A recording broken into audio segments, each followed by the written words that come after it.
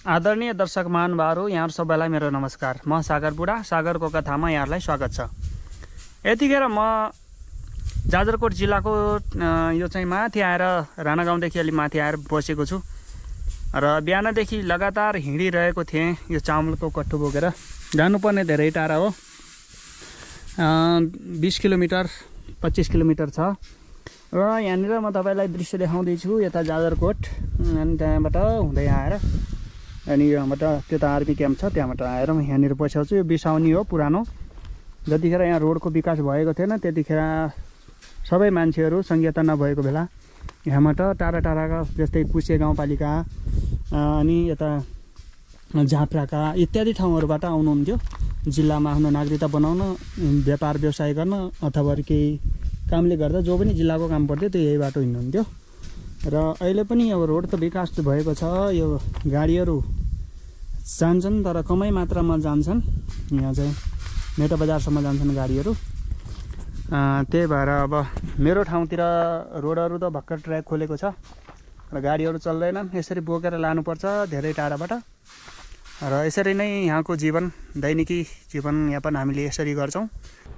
यतिखेर म पाखेदहनिर आएको छु। यहाँबाट बाटो बनाइएको छ, यो रोड खनेर यता जुन चाहिँ तपाईँ देखिराख्नु भएको छ यो नदी भेरी नदी हो। त्यहाँदेखि पारिको ठाउँ त्यो चौजारी हो जुन चाहिँ रुकुम जिल्लामा पर्छ। बाँकी यो जाजरकोट जिल्ला यो भेरी नगरपालिका 6-5 यस्तै हुँदै यहाँबाट गइसक्यो र यो रोड चाहिँ ठ्याक्कै पहाडको टुप्पोमा बनाइएको छ। हेर्नुहोस्, यो यता पनि यो ढलान छ ठ्याक्कै तल सल्लाहगारी, अनि यता पनि ठ्याक्कै तल यो सल्लाहगारी टपमा छ। पहिला यहाँबाटै बाटो हुन्थ्यो, अब चाहिँ रोड बनिसक्यो र नयाँ नयाँ बाटाहरू पनि काटिरहेको छ। त्यहाँबाट यो रिसाङ जाने ठाउँ हो, यो रिसाङको गाउँ, यो वन त्यो रिसाङको। बाँकी पारी अलिअलि हिउँ परेको देखिराख्नु भएको छ, त्यो सिस्ने हिमाल हो, रुकुम जिल्लामा पर्छ त्यो। र तपाईँको मित्र यहाँनिर भारी बोक्दा बोक्दा हालत बिग्रेको छ। तलबाट ट्र्याक्टर आएको साउन्ड सुनिरहेको छु मैले। त्यो ट्र्याक्टरले लान्छ कि लाँदैन, कता जाने ट्र्याक्टर हो हेरौँ, नत्र गाह्रो भइरहेको छ। र यहाँ आइसकेपछि पानी पिउने ठाउँ पनि यतै हो। साथीहरू, यतिखेर म यो पाखेदहभन्दा ठ्याक्कै माथिको टप डाँडोमा आएको छु। अब यहाँबाट जानुपर्ने धेरै छ अगाडि र यहाँबाट मनमोहक दृश्य देखिरहेको छ, तपाईँलाई म देखाउँदैछु। यतातिरको यो हेर्न सक्नुहुन्छ, यहाँनिर यो जक्तिपुरबाट आएको रोड हो यो, यहाँबाट कुदु मटेला हुँदै यहाँबाट यता आउँछ। यो चाहिँ अहिले देखिरहेको छैन छायाले गर्दा। यो रोड तल खलङ्गाबाट आएको रोड हो, यो माथि भेरिया हुँदै माथि मछाना हुँदै थला निस्किन्छ यो यहाँबाट सर्टकट। उता पारी जुन चाहिँ तपाईँले देखिराख्नु भएको छ त्यो चौजारी घाटी हो, यता विजयश्वरी अनि यता खोला गाउँ यता हुँदै यो पुरै यो रुकुमको भाग हो भेरीदेखि पारी। यो जुन चाहिँ तपाईँले हेरिराख्नु भएको छ सेतो सेतो यो खलङ्गा बजार हो, जाजरकोट जिल्लाको जिल्ला बजार भनेको यही हो। त्यहाँदेखि तल थाप्लियाचौर स्कुल छ, Bheri Gyanodaya campus, Shri Tribhuvan higher secondary school त्यहीँ, अनि त्यो जिल्ला अस्पताल पनि त्यहीँ छ।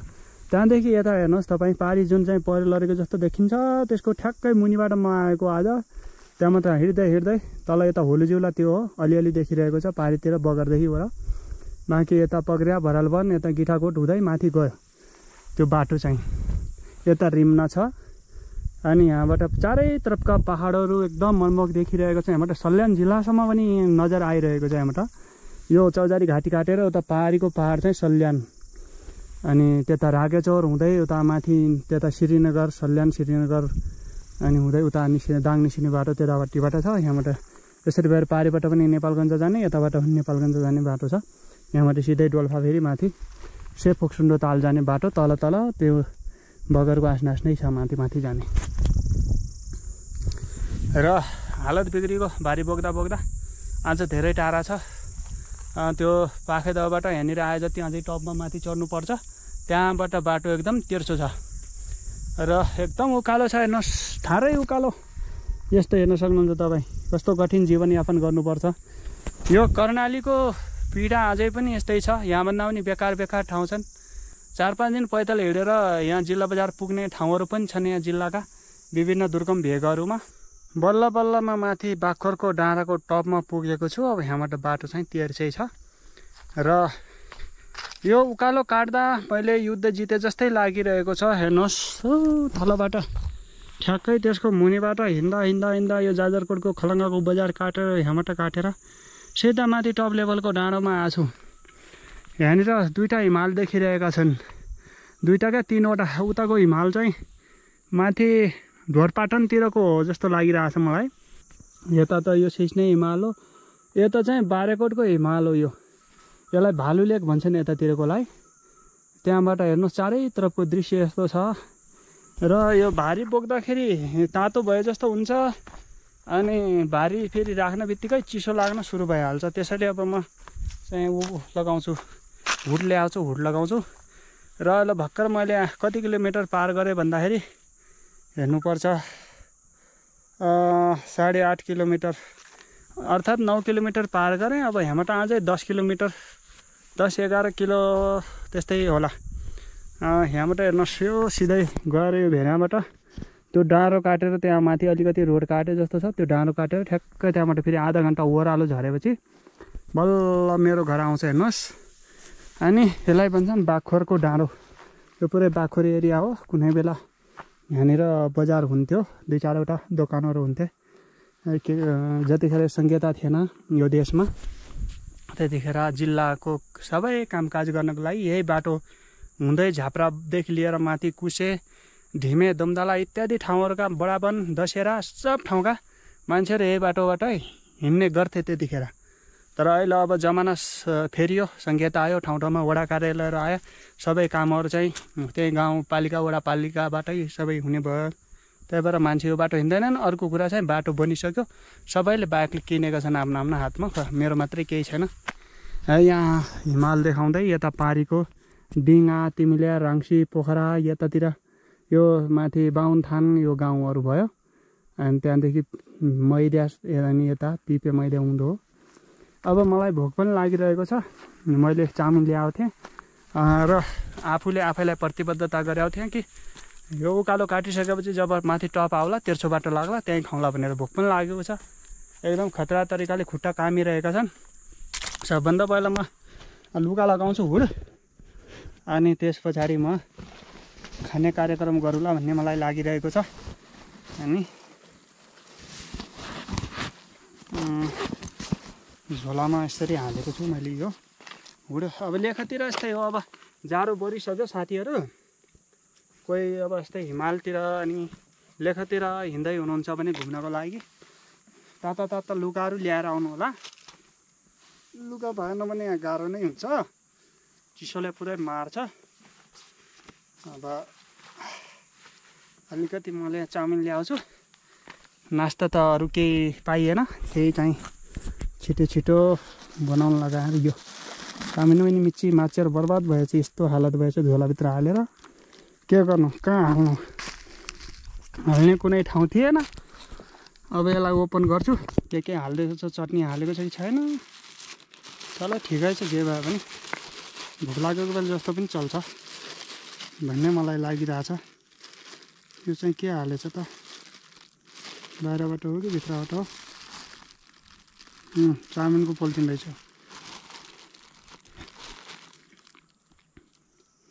अब खान्छु साथीहरू। अनि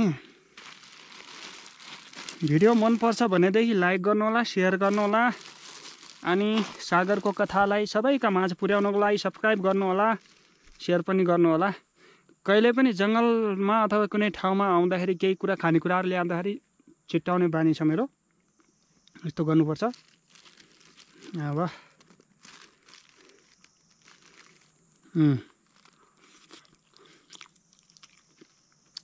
प्योर छ। अब यो खाइसक्छु। त्यस पछाडि अगाडिको यात्रा सुरु गर्नु पर्ला। अब टाइम हेर्दाखेरि 10-11 किलोमिटर 4 बजीको लगभग मचाइनसम्म जाँदा नै आज पुग्नु गाह्रो छ। खाली भइदिएको त मैं त्यतिखेर पुगिहाल्थेँ। भारीसँग पुग्नु गाह्रो छ। यो 3:44 भइसक्यो। खाना खाँदै 5 बजी जाला यहीँ एकछिन आराम गरेर त्यहाँदेखि बिस्तारै स्लो मोसनमा हिँड्ने भने आज हेरौँ कस्तो हुन्छ। भेरे बास बसिन्छ कि या गइन्छ थाहा छैन। यताको यो सुन्दर बस्ती भेरे गाउँ हो।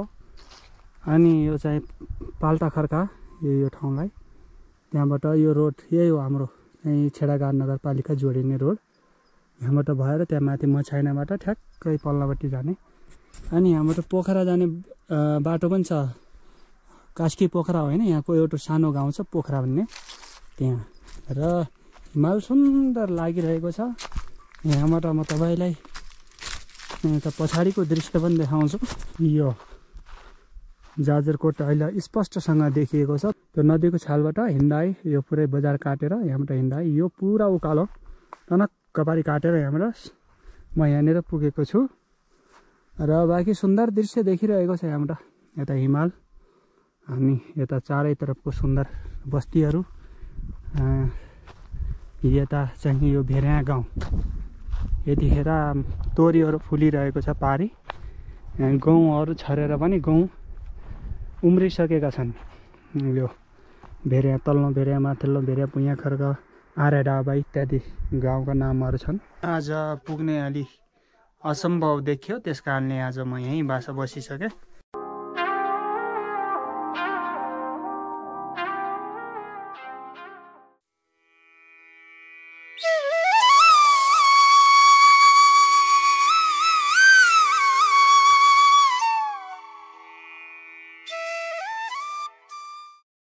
जाजरकोट जिल्लाको भेर्या गाउँबाट यहाँहरू सबैलाई मेरो कोटी कोटी नमन छ। म सागर बुढा। सर्वप्रथम यहाँलाई आज कछलागा एकादशीको शुभकामना दिँदै दिनको सुरुवात गर्दैछु। र म हिजो जाजरकोट जिल्लाबाट हिँडेर बैतल यहाँ चाहिँ भेर्यामा बास बसेको थिएँ। हिजो पुग्न नसकेर र आज म यहाँनिर सूर्योदयको प्रतीक्षा गरिरहेको थिएँ। अब म हिँड्दैछु जाँदैछु। र सर्वप्रथम म तपाईँलाई यहाँको चारैतिरको सुन्दर दृश्य देखाउन चाहन्छु। यो हेर्नुहोस्। अनि यता पूर्वपट्टिबाट चाहिँ सूर्योदय यता पूर्व जाजरकोट जिल्ला पर्यो। त्यहाँबाट आएर ट्याक्क लगाएर यो भेर्या गाउँ अनि भेर्या तल्लो भेर्या। अनि यतातिर जुन चाहिँ घाटी घाटी ठाउँ छ त्यहाँनिर यसो चाहिँ कुहिरोहरू लाग्छ। यता चौजारीतिर पनि लागेको छ, यता तलतिर पनि लागेको छ नदीको किनारतिर। र यहाँबाट जहाँसम्म हेर्न सकिन्छ त्यहाँसम्म रुकुम, यता रुकुमको पहाडहरू अनि यता सल्यानको यता सुर्खेतको पहाडहरू पनि हेर्न सकिन्छ। यहाँनिर रमाइलो ठाउँ। अनि यो हो मछाइना माथि मछाइना मालिका देवीको मन्दिर त्यहीँ हो। र सर्वप्रथम चाहिँ सूर्योदय त्यहीँ हुँदो रहेछ, मैले आज थाहा पाएँ। अब यसै बाटबाटै हुँदै अब यो डाँडो काटेर अनि पल्लापट्टि जानुपर्ने हो। र अब यात्रा सुरु गर्छु। जाडो एकदम निकै छ। हात पुरै सुन्निरहेका छन्, ठुडाइरहेका छन्। अब हात फाट्ने त होलान्। लेकको बसाइ हुन्छ। यात्रा सुरु गरौँ। अब बाटो यो घना जङ्गलको माझबाट छ। र चारैतर्फ तपाईँ हेर्नुहोस् कस्तो रमाइलो देखिरहेको छ प्रकृति बिहानको। मेरो भारी यहाँनिर छ। चिसो यति निकै छ, साथीहरू पुरै हात कट्याएर दुखिरहेछन् पुरै चिसोले गर्दाखेरि। क्यामेराको बटन थिच्ने पनि हुँदैन। गाह्रो छ लेखतिर बस्नु पनि। एकछिन आराम गर्नु पर्यो अनि त्यस पछाडि अगाडि बढ्नु पर्ला। त्यही हो। अहिले कति बजेको छ? लगभग 7:18 भएको छ। 8-9 बजेतिर म पुगिहाल्छु होला। अब म यतिखेर मछाइनादेखि ठ्याक्कै तलको घना वनमा पुगेको छु। यहाँ मान्छे भेर्यातिरका अनि काफ्लातिरका यता खल्टाउरातिरका आउँछन्। यहाँ चाहिँ घाँस दाउराको लागि भन्दा पनि यो चाहिँ च्याउहरू खोज्न गुच्ची च्याउ पनि यहाँ पाउँछन्। अनि त्यस पछाडि अरू ओखर पाङ्गर अनि निगुरो डौरे इत्यादिको लागि यहाँ आउने गर्छन्। अब निकै ठाडो ओह्रालो पार गरेर म तल रोडको नजिक आइसकेको छु। अनि यहाँबाट हुँदै यहाँनिर राखेको छु मैले आफ्नो सामान ठ्याक्क पारेर यताबाट गएर रोडबाट ठ्याक्कै रोडै हुँदै फेरि ओह्रालो लाग्छ तल धेरै अगाडि गएर। बाँकी हाम्रो च्याउरो खोज्ने जङ्गल यही हो रोडदेखि तल। अनि पानीको जलस्रोत पनि यहीँ तल छ जुन चाहिँ पाइपलाइनद्वारा लिएछौँ। अहिले अब यहाँ घाम लाग्ने सम्भावना छैन। लगभग 8:41 भइसक्यो। त्यही हो म 9:30 बजेतिर पुग्छु होला। 9 बजेको अनुमान गरेको थिएँ तर भएन। यहाँ घाम लाग्ने लगभग त्यही 10-11 बजे घाम लाग्छन् होला। त्यही 2-2:30 बजे बुरिहाल्छन् फेरि घाम। यतिखेर म बाङ्गेखोली भन्ने ठाउँमा पुगेको छु। यो चाहिँ त्यहाँ तोरी फुलेको छ। यो चाहिँ असोज 15 लगाएको हो। त्यही भएर कोही अगाडि लगाएको कोही पछाडि लगाएको फुलिगएको छ। फाइनली म आज आफ्नो घर पुगेँ अहिले भर्खर। अनि यतातिर यो बिसनहरू सुगाइरहेको छु, सिमी छुडाइरहेको छु। अनि यो चाहिँ लिएर आएको चामलको कोठो यहाँनिर राखिरहेको छु भर्खर थाकेर। आजको यस भिडियोमा यति नै। फेरि अर्को भिडियोमा भेट गरौँला भन्ने बाचा गर्दै म सागर बुदा बिदा हुन चाहन्छु। हस्त नमस्ते, जय नेपाल। जहाँ पनि हुनुहुन्छ, जस्तो पनि हुनुहुन्छ, जुनसुकै अवस्थामा भए पनि खुसी रहनु होला, हाँसिरहनु होला, आफ्नो स्वास्थ्यको ख्याल राख्नु होला, आफ्नो धनको सबको ख्याल राख्नु होला।